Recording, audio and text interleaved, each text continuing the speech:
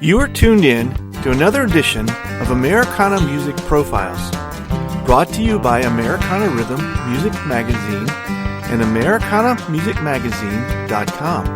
I'm your host, Greg Tutwiler. Let's jump right in to the next exciting interview. By the time Steve Thomas had finished high school, he had won the Galax Fiddlers Convention as well as the Virginia State Mandolin Championship. He went on to help create the Lonesome River Band with friend Tim Austin. Steve is now fronting his own band, The Time Machine, with a new CD on the way, and he is my guest on this edition of Americana Music Profiles. Hi, Steve. Welcome to the podcast today. Hey, glad to be here. Good to get a chance to speak with you. You've been at this for a little while, haven't you? Yeah, probably about 35 or plus years. Yeah. And I think I was I noticed in the press material you grew up in near Roanoke, Virginia. Is that right? I did. I grew up my teen years going to a bunch of fiddle contests that were very popular around that area. Galax, maybe one of them. Oh yeah. Yeah. It's big. Yeah.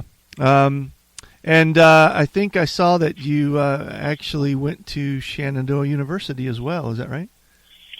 No, I never attended. There was some press in there. I was being offered a partial scholarship to go there, but I haven't read the edited press that you were sent, so I'm not exactly sure what you read. But I was attending college when I was offered a job by Del McCurry. Okay. The Dixie Pals at the time, and being young and impulsive and thinking that I knew better, I dropped out of college and went to work with Del McCurry in 1982. Where were you attending college? Were you at Shenandoah University? No, I was at Virginia Western, taking some classes to prepare me to go there. I see. Okay. And just trying to save that money, and you know how that goes. So sure. Yeah. Doing the community college thing, and then I got a call from a guy named David Parmley, who was the lead singer with the Bluegrass Cardinals, who was a friend of mine at the time, telling me about Del McCurry, and of course I had some of his records and was a fan, and said he needed a fiddler, and so I auditioned, and the next thing you know, I'm traveling the world in a tour bus, which was pretty meager, 1954 GM bus.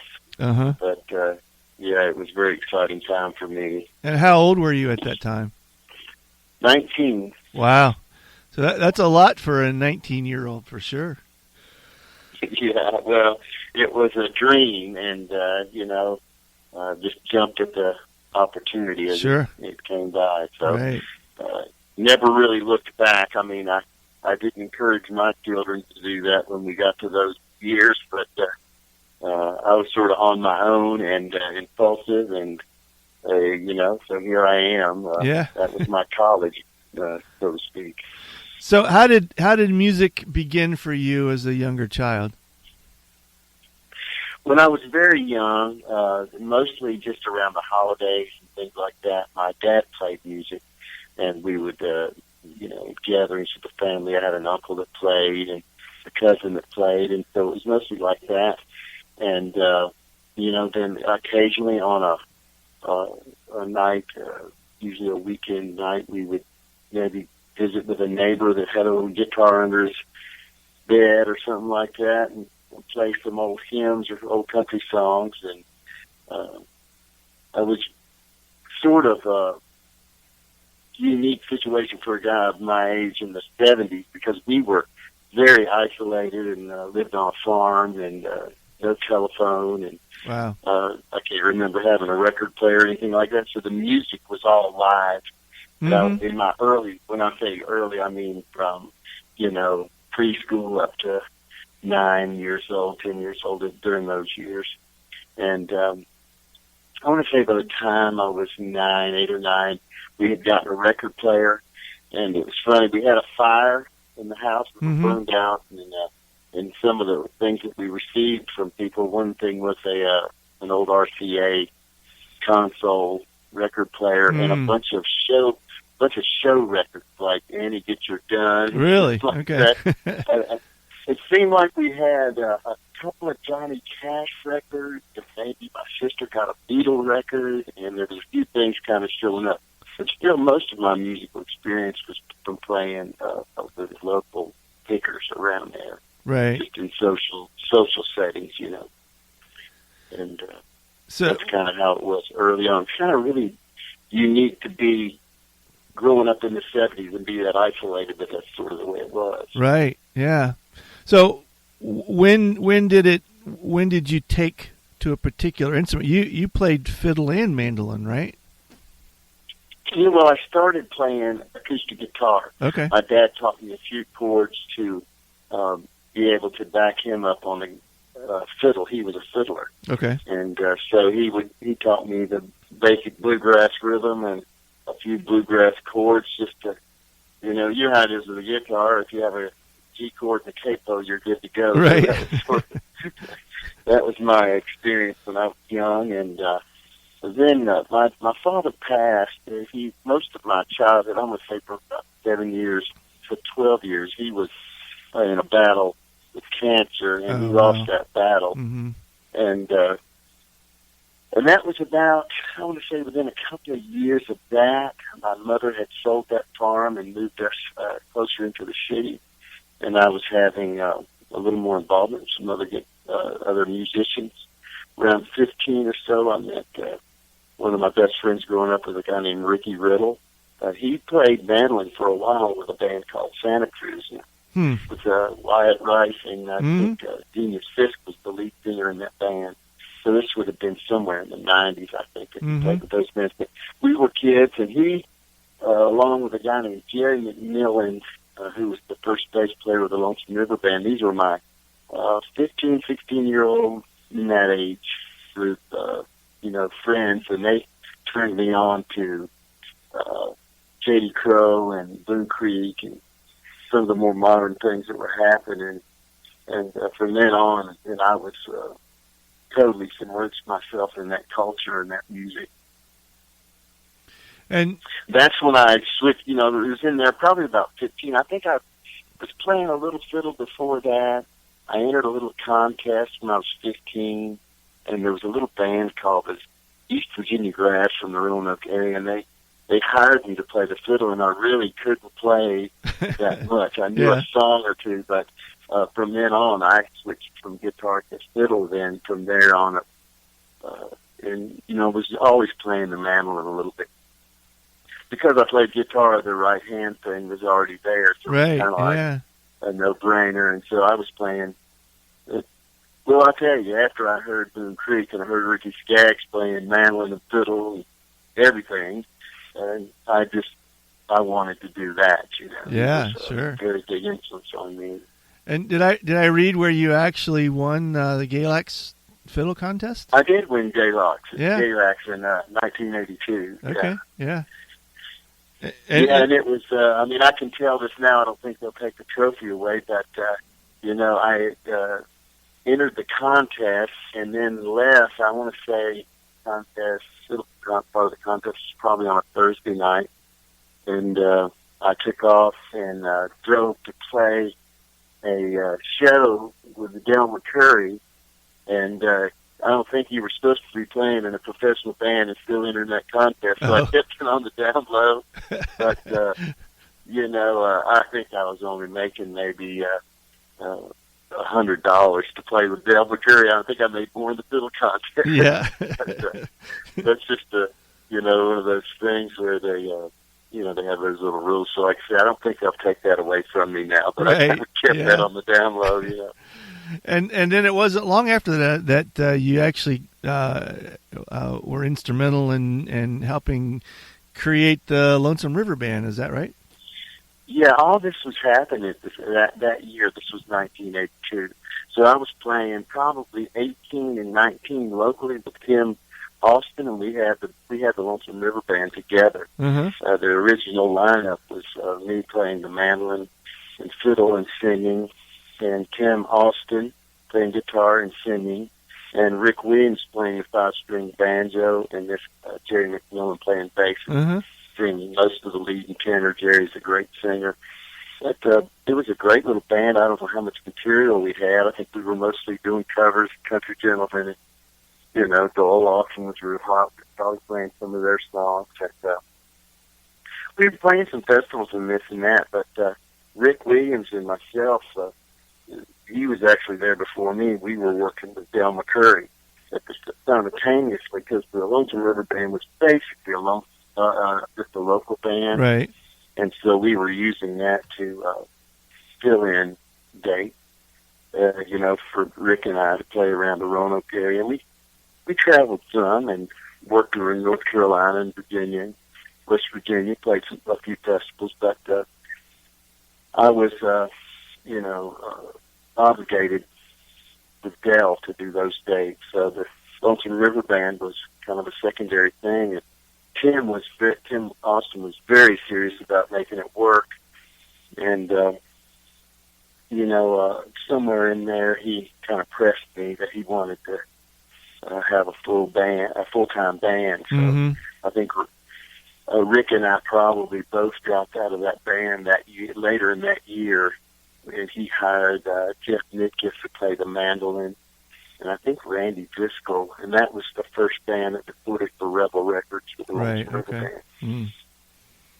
So where did it go for you from there? Because you've gotten to play with a lot of different folks and a lot of different different styles of bluegrass and country throughout your years. Yeah, so I was dating my who was still my wife, Janet. We were dating, and we were pretty serious about starting a family, and that had a big play in how we made decisions as far as what I did, because that kind of kept me from starting a band and having a family. I sort of made that. So I was basically moved myself into a utilitarian musician. Right. Okay. A side man. I worked. I played that year with Del McCurry, and then Janet and I got married. The next year, went to Nashville and played with Jim and Jesse and the Virginia Boys on the Grand Ole Opry, which was pretty secure work at the time. They were working over 100 days a year on the road, plus the Grand Ole Opry. They were probably one of the hottest acts in the country at the time. I mean, all of the Opry acts in the early 80s were, the Osmond Brothers and Monroe and Jim and Jesse were very sought after and worked a lot. Those were very stable positions for a side man. So I was there for about a year. Anyway, excuse me.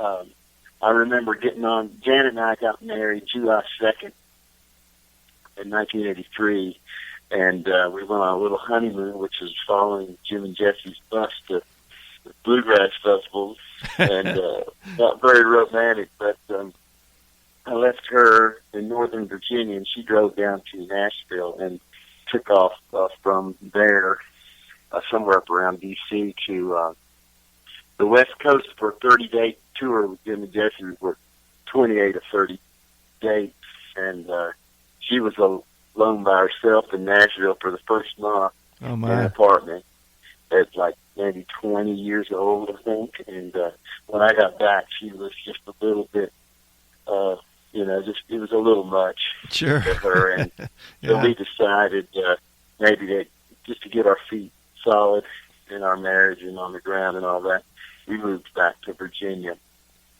for, I want to say, in October or November of that year. And I played then for the next 18 months with the Lost and Found, and did a record with them called "It's Been Summer Shine" on Rebel Records. And that lineup was the first record with Steve Wilson playing guitar and singing lead. Mm-hmm. And we lived up there, and then somewhere in early 85, I was offered a job with the Whites and Jerry Douglas to come to Nashville, play fiddle in that band. Okay.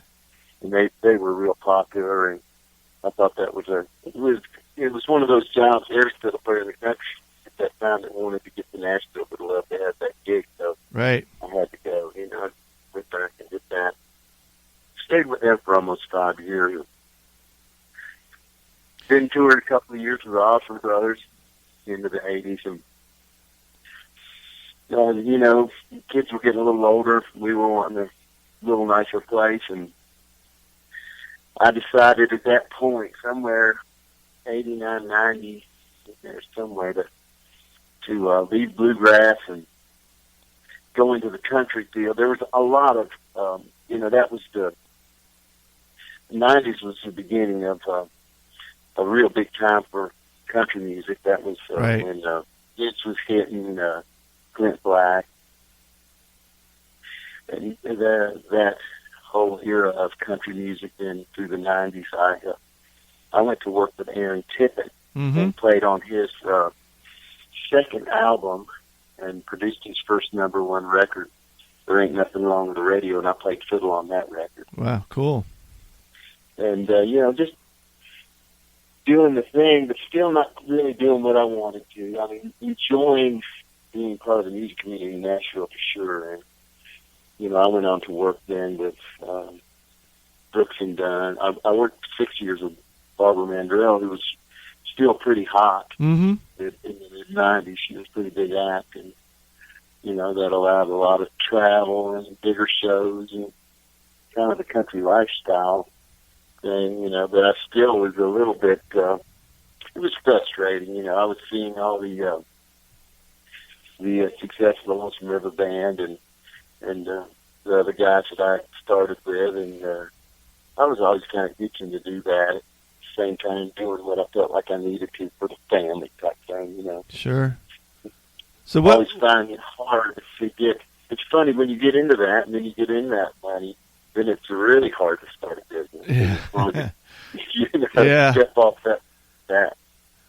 So what brought you back to Bluegrass? When did that start for you? Well, I want to say somewhere around 2000, early 2000s. I'd have to look now and see. I got a little bit of a blur, but I was touring at the end of all that. Was touring with John Michael Montgomery. And Ronnie Bowman was in Nashville and just started to have some success as a songwriter, and had left the Lonesome River Band and was doing his thing. I did an album with him. It's Getting Better All the Time album. Whatever the year that came out was during those years, and we recorded that at my studio. And I toured with him for a couple of years there, and of course still freelance, did some country stuff, but mostly playing with him, and he kind of encouraged me back into it. But at that point, you know, I was a little bit on the road, off the road sort of thing. I was mostly just doing freelance studio work and producing some albums, and got into producing and was doing a little bit of bluegrass with like the Crow Brothers. I was producing their albums and recording their albums when they had been out of it for a while. We went back a long way, so that was a lot of fun for me. Produced Luke McKnight, Jesse's grandson, producing bluegrass for him. Some other lesser-known acts, but I want to say from there on up until around 2012, 13, I think, somewhere in there, I got hooked up with Mark Duke, and we were just playing around town one night, and he said that it might have even been his wife said to me, "Hey, are you doing anything?" I said, "Well, I'm actually just working in town." And she said, "Would you be interested in doing a project with Mark?" And she looked me and Mark up, and we did a project for Pine Castle and produced them top 10 #1 records in the Bluegrass Today chart. Wow, cool. Played at quite a few festivals with that. And, I did that somewhere around 2014 or 15. Mark had some serious health issues pop up, and it kind of slowed him down. And so I just kind of went back to doing what I was doing until here this last Christmas. Lonnie Lasher from Pine Castle Records called just see how I was doing, wish me a Merry Christmas. And as we were talking, she said, "Oh, when are you going to do another record for me?" And I thought, because I hadn't really been thinking about it. But, there's a thing with a musician when you write and sing and play, you're always preparing, and you're never really getting it out there, So I had all this material laying around, stuff that I really wanted to do. I want to say probably 20 years I've been kind of itching or working on my own thing. Whatever we are, it's a culmination of everything we've done and worked with, all these influences. Right. And, I thought, the kids are gone, Janet and I'm in pretty good shape, and I didn't get to do it when I was young, but this is a great market for people that just want to do art. They're not really worried about whether you're the youngest, hottest-looking thing out there. Yeah, right. They're happy to just listen to the music, and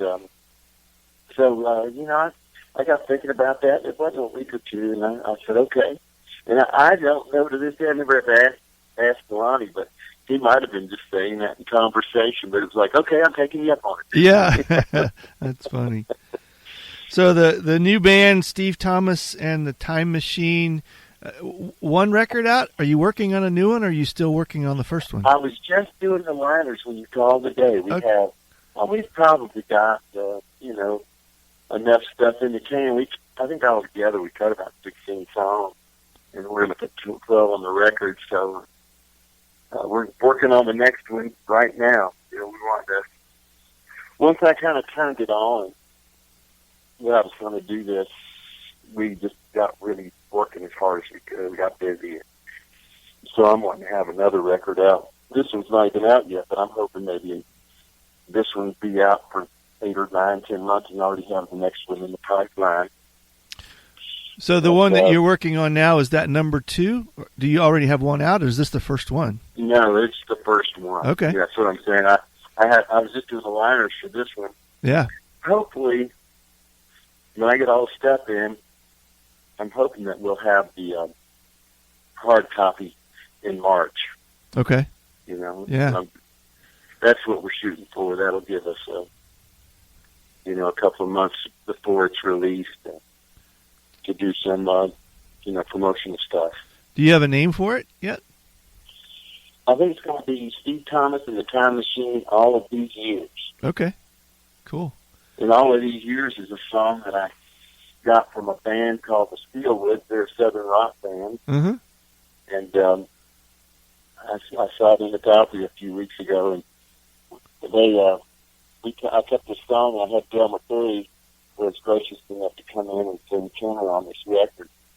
And it's sort of a blues song. And I played it for those guys at the Opry, and they were just stunned, It kind of made me feel good. They're like, that's what we know is Bluegrass. Yeah. That's awesome. I think it's going to be my next single, and we're going to get that out before the record. Okay. We've had one single off of this record, Down in the Wildwood, and it went to number 5. Yeah. The Bluegrass charts. Yeah. That one was doing well on really Sirius. Yeah. I mean, all my friends are sending me pictures of it. That's good. I take a picture of the title. Hey, you're getting played. Yeah. We're getting out there making a little noise. So if people want to follow you, keep in touch, where's the best way? What's your website? What's the best way to track the record? Time Machine. Yeah, Steve Thomas and Time Machine on Facebook, and then SteveThomasMusic.net webpage. And between those two things, you should be able to kind of keep up with what I'm doing. Awesome. Good. Well, thank you, Steve. It was neat hearing your story and all that you've done, and we certainly wish you well with this new chapter. Hey, thank you so much, and thank you for giving me a little time to talk to your family. Thanks again for tuning in to this episode of Americana Music Profiles. Find us on iTunes at Americana Music Profiles and on the internet at AmericanaRhythm.com.